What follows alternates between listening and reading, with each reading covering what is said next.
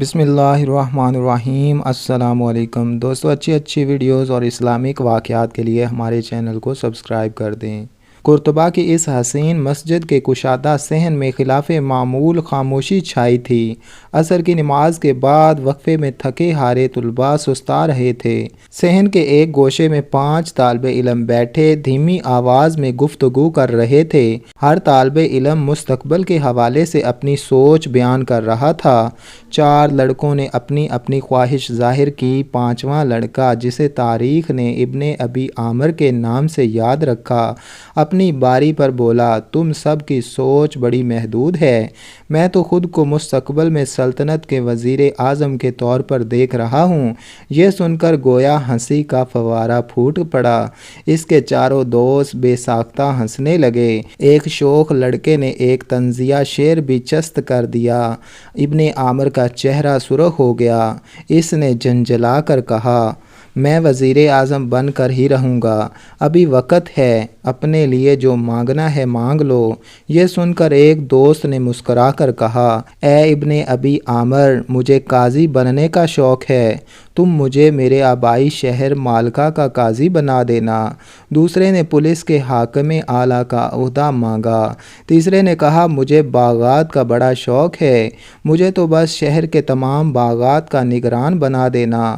چوتھے لڑکے، جس نے طنزیہ شعر پڑھا تھا، نے حقارت سے ابن عامر کے سر پر چپت لگائی اور کہنے لگا، تمہاری اگلی 7 نسلوں میں بھی کوئی وزیر اعظم بنا تو میرا منہ کالا کر کے گدھے پر الٹا سوار کر کے شہر میں گشت کروانا۔ 10 سال بعد شہر کے بچوں کے جمع افیر کے درمیان وہی بد زبان طالب علم گدھے پر الٹا بیٹھا اس روز اس وقت کو کوس رہا تھا جب اس نے ابن عامر کا مذاق اڑاتے ہوئے اس منحوس خواہش کا اظہار کیا۔ مسجد قرطبہ کے وزیر اعظم کا خواب دیکھنے والا ابن ابی عامر تاریخ کا ایک ایسا جگمگاتا کردار ہے جس کی آب و تاب ہزار صحن میں بیٹھ کر اندلس کے عظیم و شان سلطنت کے سال گزرنے کے بعد بھی ماند نہیں پڑی۔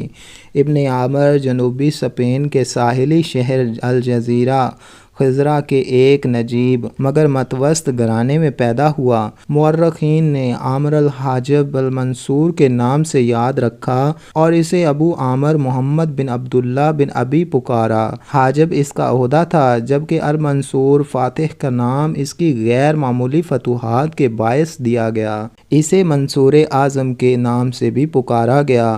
ابن عامر اپنے آبائی شہر سے قرطبہ قانون اور ادب کی تعلیم حاصل کرنے آیا۔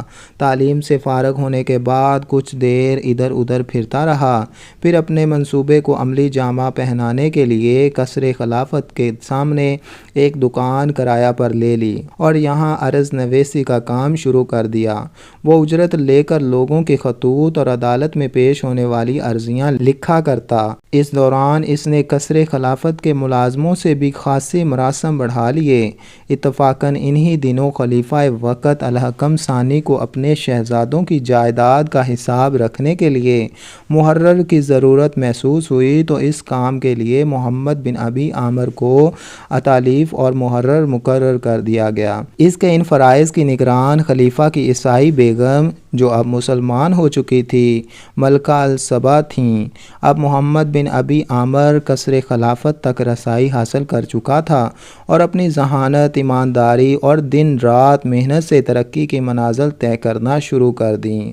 وہ ملکہ کی بے حد عزت کرتا تھا اور ملکہ بھی اس پر بہت اطمینان کرنے لگی۔ ملکہ ہی کی سفارش پر اسے اشبیلیہ کا قاضی اور وہاں کے محصولات کی وصولی کا افسر مقرر کر دیا گیا۔ وہ کچھ عرصہ قرطبہ کا قاضی بھی رہا، پھر اسے شہر کے فوجی دستے اور بعد میں دارالضرب ٹکسال کا نگران بھی بنا دیا گیا۔ اس نے تمام فرائض بأحسن و خوبی انجام دیے۔ خلیفہ بھی اس کی صلاحیتوں کا متعارف ہو چکا تھا۔ اچانک اسی زمانے بڑے شہزادے عبد الرحمن کو سرسام ہو گیا، جس سے وہ جانبر نہ ہو سکا۔ اس کی موت کے بعد خلیفہ حکم ثانی بھی بیمار رہنے لگا اور اس نے چھوٹے شہزادے ہشام ثانی کو اپنا ولی عہد کا مقرر کر دیا۔ کچھ وقت گزرا تو خلیفہ کا بھی انتقال ہو گیا۔ خلیفہ کے انتقال کے ساتھ ہی محلاتی سازشوں کا سلسلہ شروع ہو گیا۔ حکومتی مشینری کا ایک با اثر حلقہ خلیفہ الحکم ثانی کے بھائی مغیرہ کو خلیفہ بنانا چاہتا تھا۔ اس میں قصر سلطانی کے محافظ دستے کا افسر خواجہ سرا فائق اور قرطبہ کوتوال خواجہ سرا جوزر پیش تھے۔ دونوں خواجہ سرا اس قدر با اثر تھے کہ بڑے بڑے امراء ان سے ڈرتے تھے اور ان کی خوشنودی حاصل کرنے کی کوشش کیا کرتے تھے۔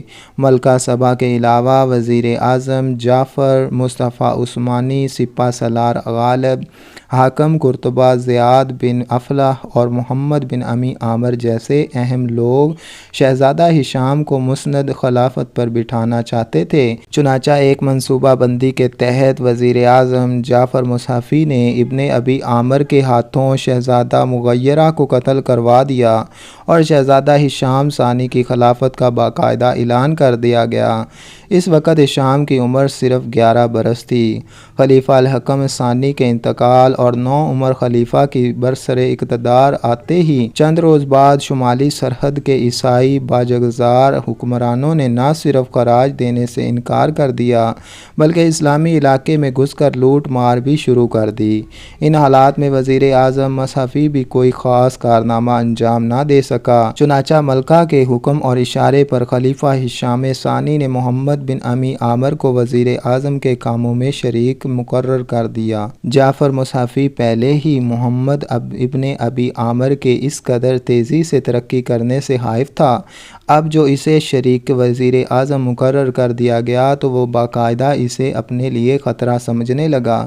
چنانچہ اسے اپنے راستے سے ہٹانے کے لیے اس نے ایک فوج دے کر اسے عیسائیوں سے مقابلے کے لیے بھیج دیا۔ اس کے خیال میں محمد بن ابی عامر کو جنگ و جدل کا کوئی تجربہ نہیں تھا، اس لیے یہ یا تو وہاں عیسائیوں کے ہاتھوں مارا جاتا یا پھر ناکام واپس لوٹتا۔ ابن ابی عامر نے جعفر مصحفی کا یہ چیلنج قبول کیا اور فوج لے کر شمالی سرحدوں کو روانہ ہو گیا۔ یہ دونوں امکانات جعفر مصحفی کے حق میں تھے۔ قدرت اس پر مہربان تھی، وہ جس کام میں بھی ہاتھ ڈالتا کامیابیاں اور کامرانیاں اس کی منتظر ہوتیں۔ یہاں بھی ایسا ہی ہوا۔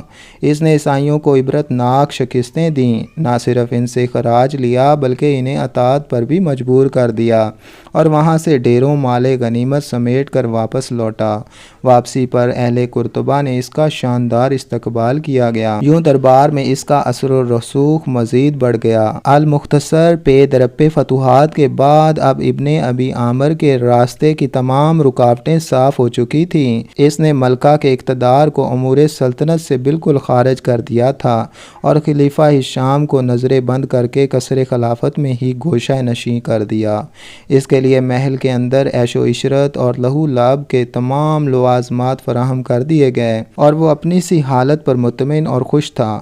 ابن ابی عامر کی اجازت سے بغیر کوئی اس سے مل بھی نہیں سکتا تھا۔